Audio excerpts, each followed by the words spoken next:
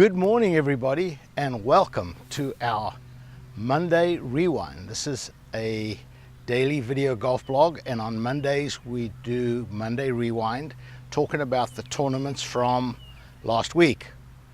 And exciting golf last week. First of all, the PGA Tour, Brandt Snedeker, one of the really nice guys on tour.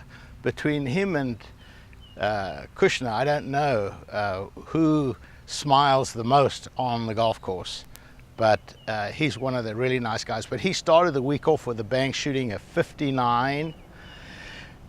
The 10th time that a 59 has been shot on the PGA Tour.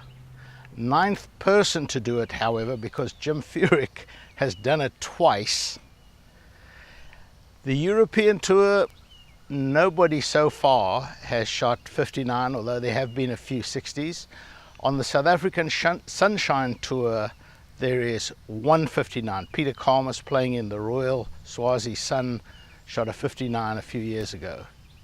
So it's certainly a rarefied air to start. And the problem is, when you shoot a 59 in the first round, it's much harder, I think, to go on and win the tournament than shooting a 59 in the last round, as David Duval did and Al Geiberger did. So Al Geiberger, when he shot his 59 in 1977, he was 13 under par. Brandt Snedeker was 11 under par. But I think if you went back and looked at the yardages of the golf courses, I think Snedeker's 11 under par was played on a longer golf course.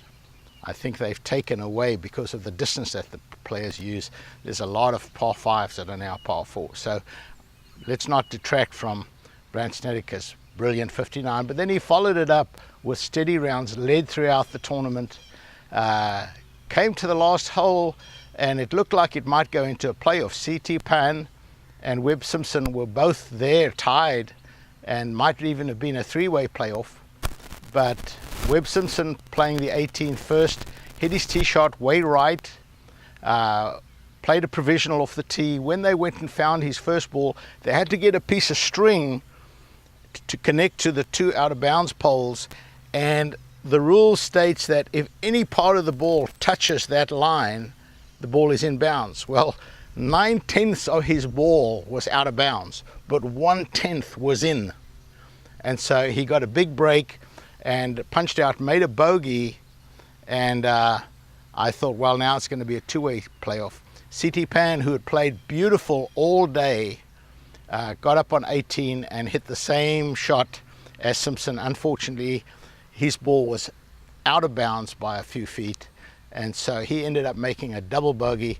And Brandt Snedeker came to the last not even realizing that he had a two-stroke lead, and hit his second shot, hit a nice tee shot, second shot on the green, and then to his delight sank the putt, thinking that was going to be the putt needed to win. And as it turned out, he could have three-putted and still won. So he ended up winning by 3.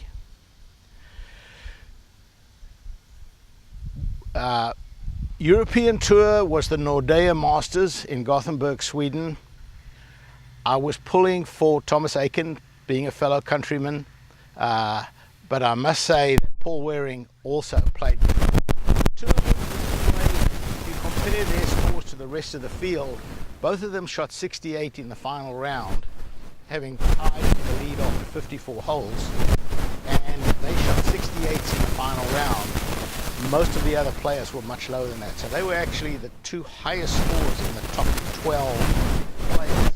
But Thomas Aiken made a brilliant birdie on the final hole to tie, but went into the playoff and hit a horrible tee shot way right into a hazard, and then played his second into a bush, got a free drop, chunked his third. So made a mess of the playoff hole, and Paul Waring won his first European Tour event. He's been knocking on the door for a long time, so congratulations to him. LPGA Tour, I was watching the golf, switched channels for a second to watch something else, came back, and the tournament was over, and I didn't quite understand what happened. But I think they might have cut it short, but Lizette Salas missed about a 3-footer on the 18th to win the tournament, and it put her into a playoff with Sung-Yoon Park, and Sung-Yoon Park birdied the first extra hole to not only win the tournament but regain the world #1 spot on the Rolex rankings for the LPGA Tour. So congratulations to her. Lizette Salas towards the end was struggling, but she played a brilliant second shot on the 72nd hole to get, and I thought, well, there's no way she can miss it, but apparently she did. PGA Tour seniors, Bart Bryant, who has won the Dick's Sporting Goods Open before, he got his second win with a final round of 65 at the Enjoy Country Club at Endicott, New York. Michael Bradley was the leader after the second round. He finished second. So congratulations to Bart. He obviously likes playing in the Dick's Sporting Goods Open. Next week, PGA Tour is the start of the playoffs, so we have the Northern Trust that will be going. I'm still very interested in the Ryder Cup picks, which Jim Furyk will announce after the first 2 tournaments of the playoffs. So I'm hoping that Phil and Tiger both get captain's picks there. I think that would make it very interesting. The European Tour DSD Czech Real Czech Masters, and that's at Albatross Golf Club in Prague in the Czech Republic. Love these exotic places that they get to go to. The LPGA is the CP Women's Open in Canada, in Regina, Saskatchewan, and the PGA Seniors is the Boeing Classic. So exciting golf for next week.